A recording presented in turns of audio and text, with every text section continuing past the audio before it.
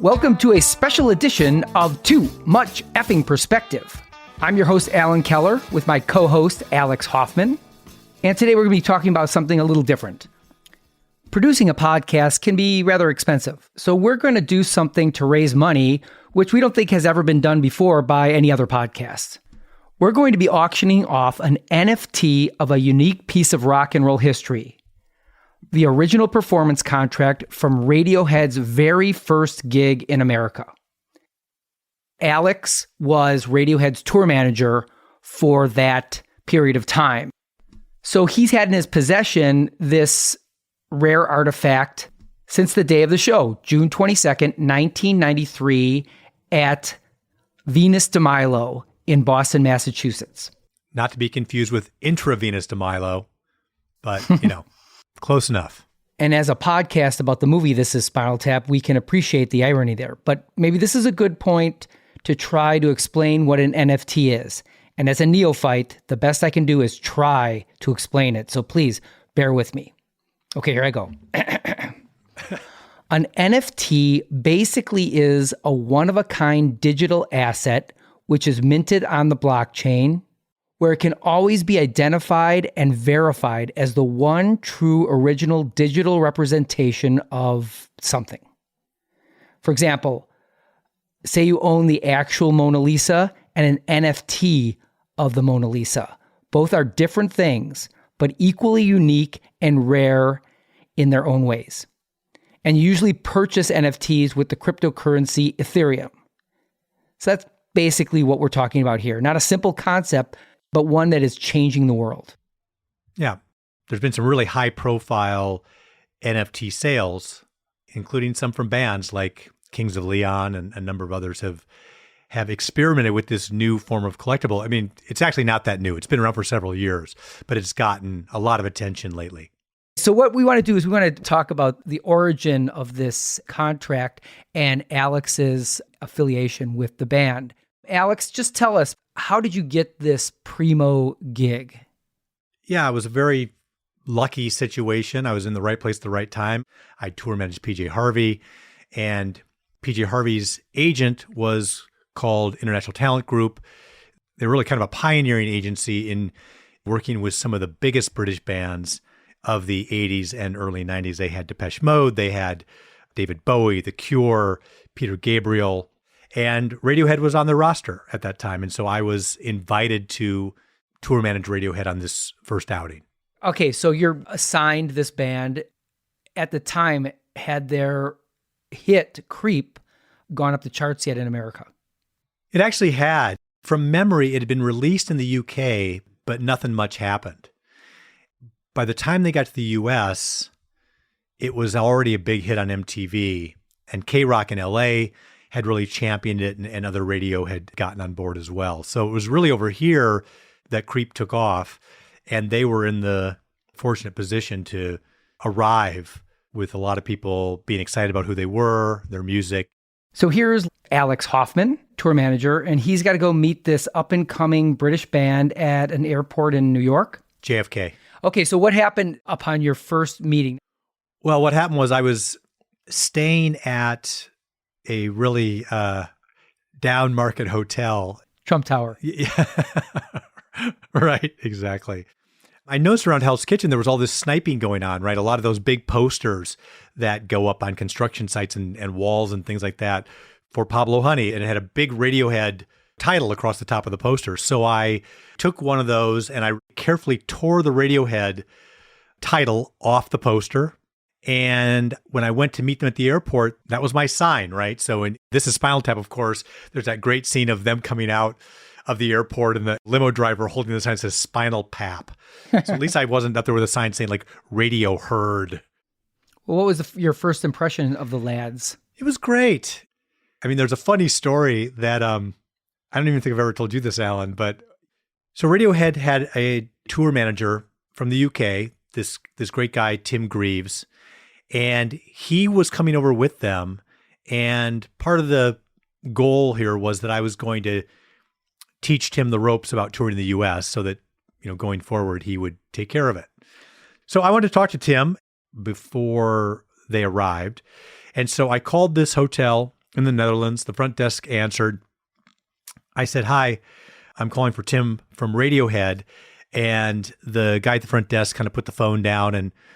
And before I knew it, a very cheerful voice got on the other line and said, "Hi, it's Johnny from Radiohead." I said, "Oh, hi, Johnny. I'm Alex. I'm going to be your tour manager in the US. And everybody's really excited over here. There's a great buzz." He's like, "Weird." So it was great. It was really fun. I mean, the first time I spoke to Johnny, and he's like, "Here's Tim." And so he handed the phone over to him. Well, you introduced me to the gents in Chicago a couple years later, and we had coffee at, I believe, Uncommon Ground with Colin and Ed. Yeah. And they're just gentlemen. Yeah. Charming guys, very polite. Mature. Colin, who is extraordinarily well-read, well-educated, went to Cambridge. He asked me if we Americans understand irony or something like that. And I'm not even sure I knew what that meant. So I probably just said, "Oh, yeah, I think so." Yeah, just good people. But they got there, we got in these cars, we drove off, and it was kind of funny because the driver of the limo that I was in told me that 20 years prior or whatever, he had also driven the Led Zeppelins from JFK into Manhattan. And John Bonham, Bonzo, was in his car and had said, "I'll pay you $100 if you can beat the other car into the city," right? And so this guy hightailed it in, got all the way to Manhattan, successfully outpaced the other limo, and then Bonzo jumped out and stiffed him the tip. So there you go. That's a great effing story. That is. All right, so you're in New York. This is a 4-hour bus drive, right, from New York to Boston? Yeah, it's a 4-hour bus drive. So we got everything loaded up. Literally 11 people, all of the luggage, and all the equipment was in this bus. And then we had a driver, so it's 12 people. But everybody was excited, felt good. The bus got rolling. And, we were about maybe 20 minutes in. And I said, "Okay, guys, before everybody starts to relax, I want to have our first band meeting." I said, "Guys, I don't have a lot of rules about being on tour, but I do have one. And it's this: do not quote Spinal Tap. Otherwise, your tour will turn into it." And they kind of looked at each other, nod their heads and said, "Yep, that sounds about right." And then you tell them, "But by the way, we're going to Venus de Milo for our first gig." You know what? I can't believe I didn't say that. I mean, that'd be a home run. Did you at that moment, did a little twinkle go off in your eye thinking, one day I'm going to have a podcast, whatever those are, because they weren't invented yet. I'm going to have a podcast about this issue. Just amazing how in front of everything you were. It was even more than that, Alan. At that exact moment, I realized I'm going to auction an NFT. Right. For Ethereum, cryptocurrency. I think you said non-fungible token. I don't think you figured out the acronym yet. Yeah. So anyway, the bus driver brought the bus over to Venus de Milo, it doesn't exist anymore, but it's right on Lansdowne Street, right across from Fenway Park. I can't remember if it was before or after sound check, but we had a dressing room in the building. I think it was in the upstairs. And we had to walk through a band's rehearsal space to get to it. Well, it turned out Paul Westerberg from The Replacements was there rehearsing with his solo band. And we were sharing a bathroom. Paul came in to use the bathroom and walked out. And that is one of my big regrets because I love The Replacements. And I consider Paul to be one of the godfathers of American punk rock. And I wish I would have had the presence of mind to introduce Radiohead to him. Oh my gosh. Paul might have whacked me with a guitar or something, who knows, but that would have been pretty cool. Okay, so you're at the club, and let's talk about the gig. How did it go? It was great. It was the first of a set of very exciting shows.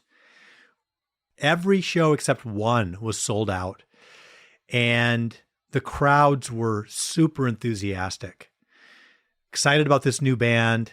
They knew at least one song. There were lines around the block sometimes. I don't remember exactly what the situation was at Venus de Milo. And Radiohead went on very late, as I recall. And we were standing backstage waiting to go on. And all of a sudden the door opens and the security guard, for inexplicable reasons, let some young woman come back. And she's a fan who wanted to say hi to the band. And these guys are nervous, right? And they're waiting to go play their first show in the US. And this young woman walks in, she's all excited. And I just very gingerly did almost like a square dancing move, turned her around and sent her back out from whence she came. And the guys in the band all kind of smiled and looked at me in a very approving way, like, yeah, that was smooth. So anyway, they knew at that point that I was looking out for them. I was going to take care of them. And well, Courtney Cox never forgave you for doing that to her. Well, hey, she had her glory moment with Springsteen, Absolutely. right? So, that was the same night. She went straight over, went to New Jersey and was next. She's on the video. So let's talk about this NFT because it's hard to explain how cool this is. This is the actual contract between the band and the club.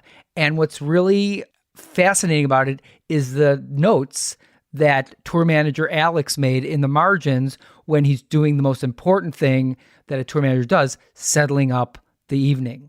I was tour manager and tour accountant.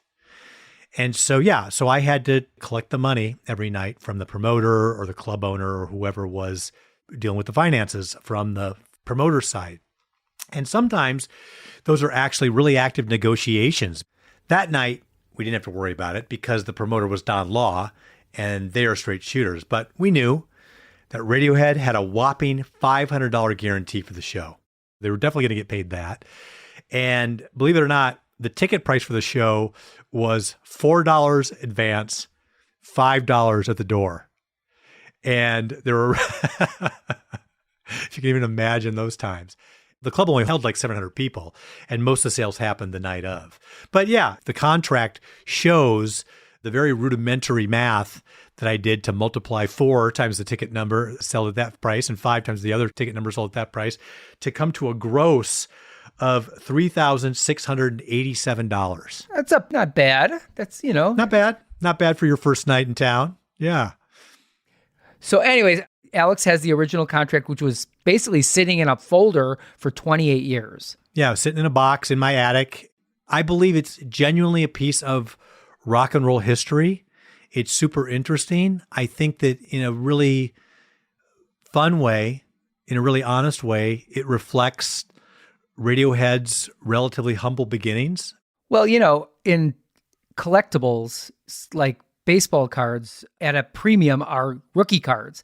And this is really a rookie contract. And it's the rookie contract because this is the first one. And at the time of that contract, no one knew what that band would become and how significant they would be in the development and history of the art form. Yeah, I mean, I really actually love that analogy.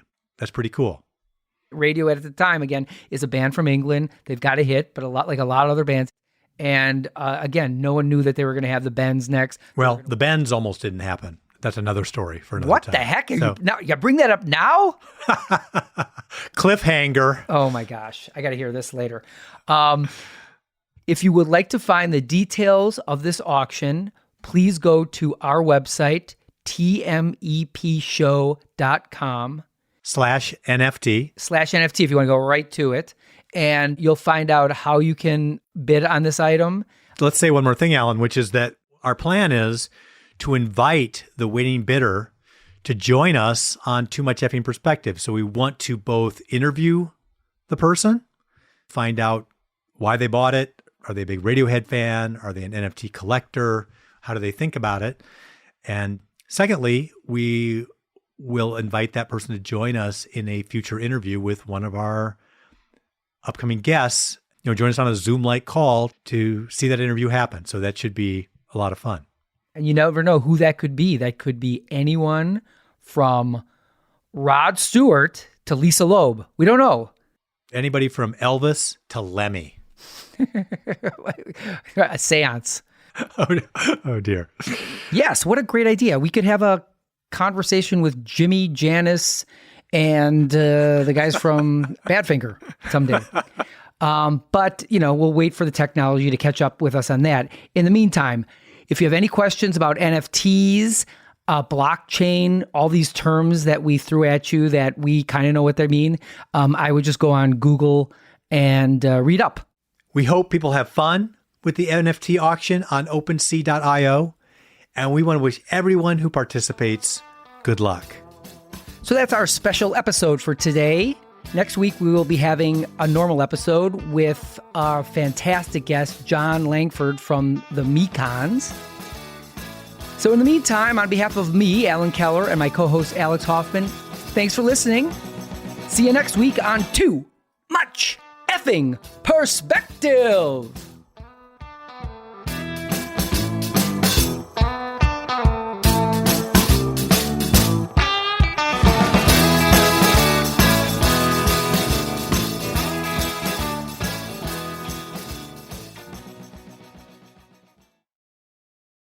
Evergreen Podcast Network.